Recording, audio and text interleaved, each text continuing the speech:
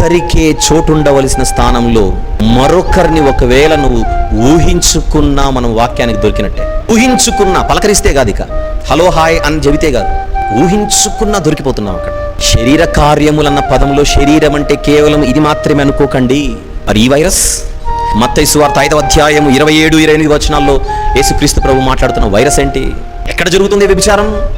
శరీరంతో జరుగుతుంది మనం అనుకుంటుంటే ఆల్రెడీ నీ హృదయంలో స్టార్టే అక్కడ వరకు వచ్చిందంటున్నాడు యేసు ప్రభు.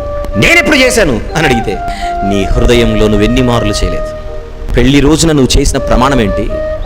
నీ వివాహం రోజున జరిగినటువంటి పరిశుద్ధ నిబంధన ఏంటి? ఆ నిబంధనను నువ్వు ఎంతకాలం నిలబెట్టుకోగలిగావు?